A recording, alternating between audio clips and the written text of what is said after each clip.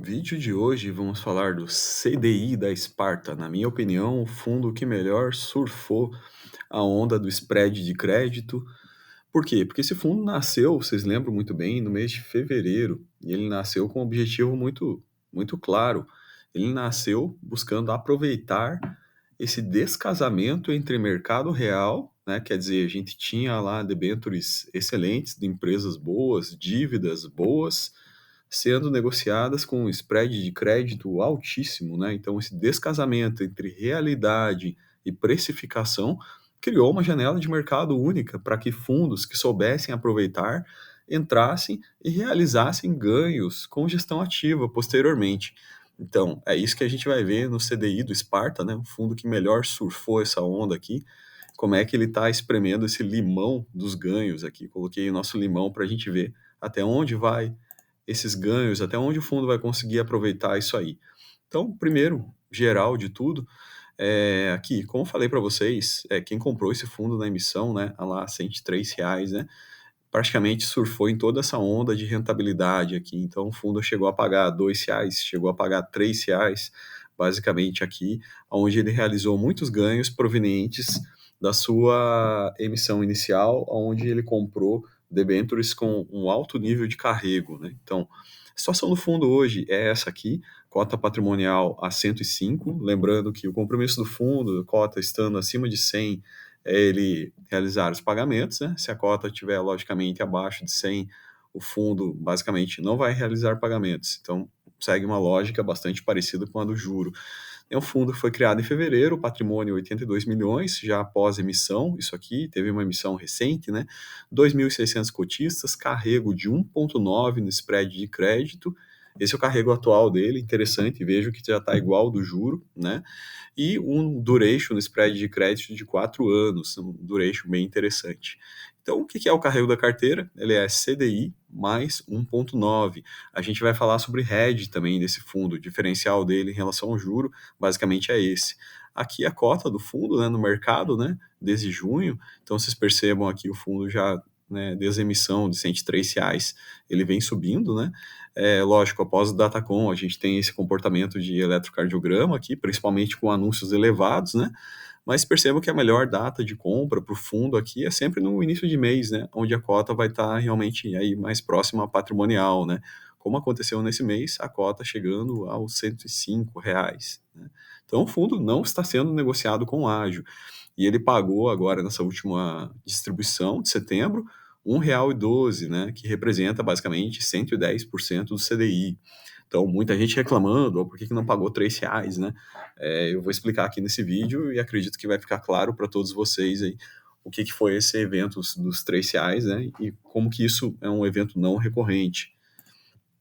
Então, seguindo em frente, vamos falar um pouco da carteira do fundo. Aqui eu fiz o mesmo exercício que a gente fez no juro. Eu desdobrei os dados do relatório em forma gráfica para que fique mais fácil de todo mundo enxergar. O gráfico vermelho aqui é o PL do fundo em cada debênture que ele tem. Ele tem, assim, debêntures em sobreposição com o juro. Tem algumas debêntures que realmente é sobreposição, são debêntures iguais, né?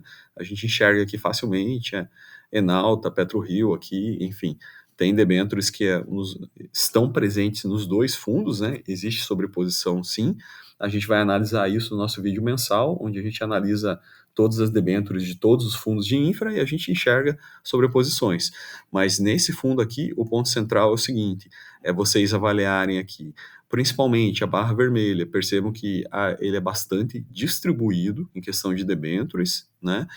E aqui, olha só o carrego nas debêntures principais do fundo aqui, né? A gente vê carregos de 6,1, né?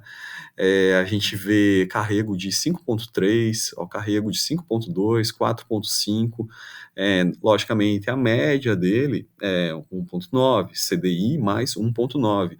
Mas perceba que o fundo ainda tem dentro do seu portfólio debêntures com o spread elevadíssimo, né? A gente vai falar do evento Americanas mais para frente.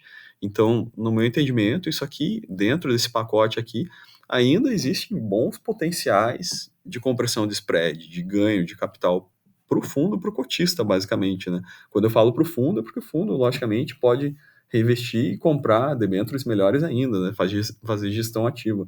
Quando eu falo para o cotista, realmente é distribuição de capital. Então, o que, que ele fez esse mês aqui? Marquei como mais as debêntures que ele adquiriu, para vocês verem aqui. Então, ele adquiriu, a, na verdade, ele aumentou posição, né? Mais onde ele aumentou posição. Ele aumentou posição na Egea, Eco Rodovias e Tucano 3. Essas três debêntures aqui, vejam, com spread excelente, né? Então, ele fez ótimas compras aqui no mercado, né? Aumentando posições. Ele pegou alguns novos emissores, MetroRio e Hidrovias do Brasil, basicamente a mesma movimentação que o Juro fez, né? Então aqui está o metrô que ele pegou aqui, o MetroRio, né? O MetroRio é esse MTRJ19, participação no PL 2,9, em spread de 3,2, excelente. E aqui o próximo aqui, a Hidrovias, né? Com spread próximo de 2, também uma aquisição bem interessante. E ele diminuiu exposições em algumas outras áreas aqui, algumas outras debêntures, né? Com essas movimentações, o que, que ele fez? Ele subiu o spread de crédito de 1,7 para 1,9. Olha só que bacana, né, pessoal? Isso é gestão ativa, né? Duration aumentou um pouquinho, 3,9 para 4. Né? O fundo basicamente bastante alocado e ainda possui 6% de caixa, né?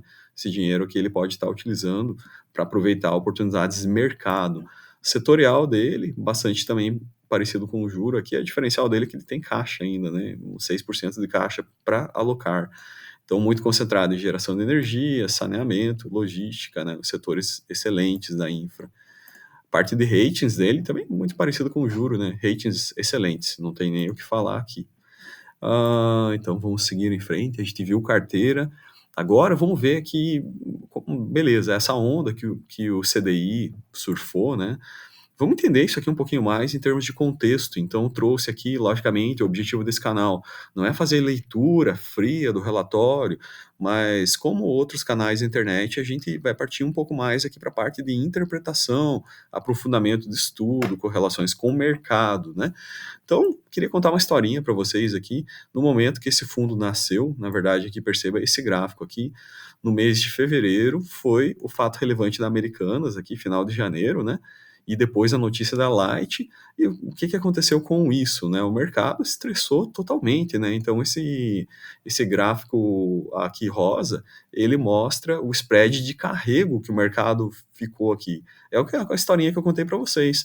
Debentures aí que antes negociavam um spread de CDI mais 2, passaram a ser, IPCA mais 2, passaram a ser negociadas, por exemplo, IPCA mais 5, mais 6, mais 7, né, mais 8, e por aí vai.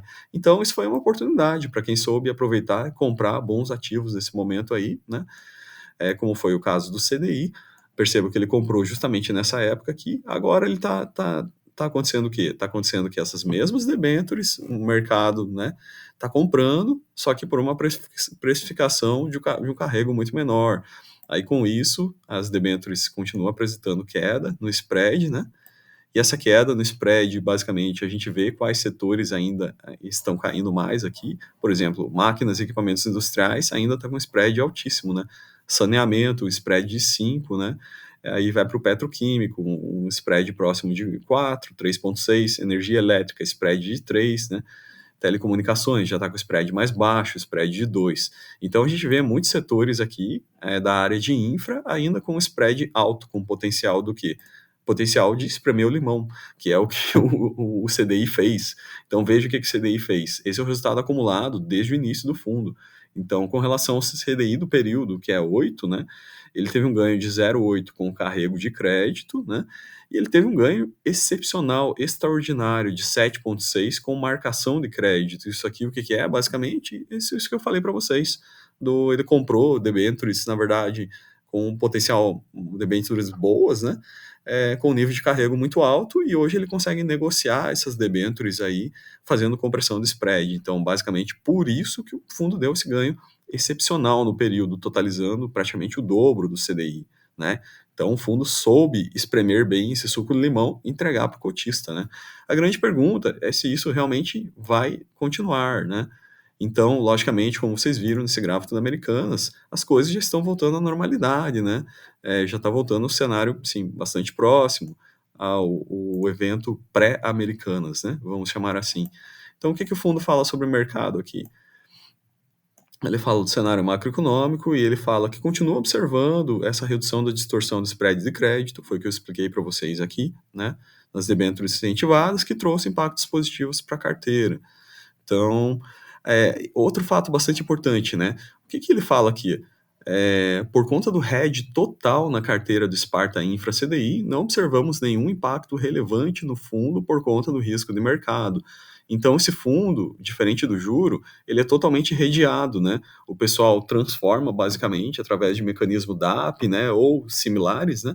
O pessoal pega as debêntures IPCA+, e ele tira a volatilidade dela, transformando no equivalente ao CDI, né? Então, justamente, esse fundo é um fundo CDI? Não, ele é um fundo que ele compra debêntures, na sua maioria, IPCA+. E aí ele faz o processo de hedge, ele redeia isso tudo, e ele converte isso aí para um equivalente CDI, né? Então, basicamente, por isso a métrica dele é entrega em CDI e se comparar com o CDI, né? Porque, basicamente, dentro do fundo, as debêntures estão redeadas em CDI. Então, aqui, rapidamente, para a gente entender esse contexto aqui que eu mostrei no gráfico para vocês, do limão sendo espremido aqui, desde o início do fundo, esse fundo pegou meio a meio praticamente, vocês viram, ó, foi 8 de CDI, e ele pegou aqui o restante com carrego e marcação de crédito, né? Aqui, olha só, 8,5 com carrego e marcação de crédito. O que quero dizer com isso? Que o fundo praticamente fez 50-50, 50 no cupom, no CDI, e 50% praticamente no gestão ativa, né? Então, o fundo fez um excelente trabalho, né? 50-50. Mas como que está isso no último mês? Isso permite a gente verificar se o fundo ainda tem muito suco para espremer desse limão. No último mês, perceba que a proveniência aqui do seu DRE, do seu demonstrativo do fundo, perceba que 1% veio do CDI, veio do cupom, e 0,3 veio o quê? Veio do carrego, sendo 0,2 marcação e 0,1 carrego de crédito. Então, gestão ativa. Se a gente fizer a mesma conta de proporção, logicamente não é o 50-50 daquela época, né, que o fundo já usou boa parte desse ganho, né? Mas ele seria hoje um equivalente no último mês a 75-25. Quer dizer o quê? Que ele ainda espremeu 25 desse limão aqui. O que para mim é uma ótima notícia, né? Quer dizer que o fundo continua fazendo um bom trabalho de gestão, né? E, logicamente, que eles continuam ainda aproveitando um pouco, espremendo um residual ainda desse limão daqueles meses lá que ele pagou R$ 3 por cota. Então, aqui eu espero ter dado um contexto geral de mercado para vocês, performance principalmente, e por que que o fundo teve aqueles pagamentos excepcionais, né?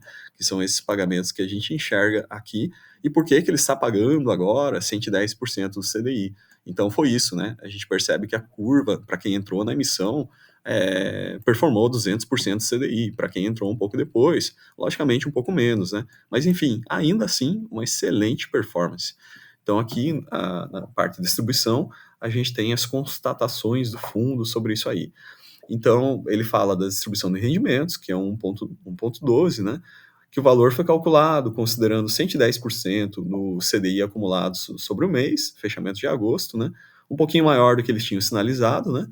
E ele fala que o resto do rendimento do mês, olha só, então o resto do rendimento do mês segue investido no fundo, é aquele caixa de 6% que a gente viu lá, para ser utilizado em distribuições futuras, ou seja, reserva, né? Dado o nosso compromisso de fazer distribuições com a cota patrimonial acima de 100, né?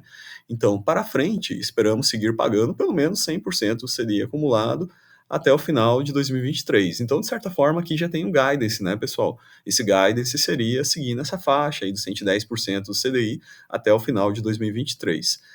Adicionalmente, ele fala que, logicamente, o rendimento pode ser maior depois que eles finalizarem a alocação aí, da terceira oferta, né? Eles podem ter mais alguns ganhos de capitais e podem estar sinalizando distribuições até melhores, né? Logicamente. Então, fundo bastante promissor, na minha opinião, o fundo que melhor surfou essa onda do spread de crédito, o descasamento entre realidade e precificação de mercado. Então, novamente, Sparta, para mim, dando show de gestão, né? Criou esse fundo justamente no olho do furacão para aproveitar uma oportunidade de mercado. Então, esse fundo, um pouco diferente do juro, né? Um fundo mais novo, ainda não tão maduro assim, mas é uma excelente oportunidade de investimento para quem busca aí potencializar a capital e para quem busca uma gestora que realmente é transparente, clara e entrega os relatórios em tempo. Desejo bons estudos a todos e até o próximo vídeo.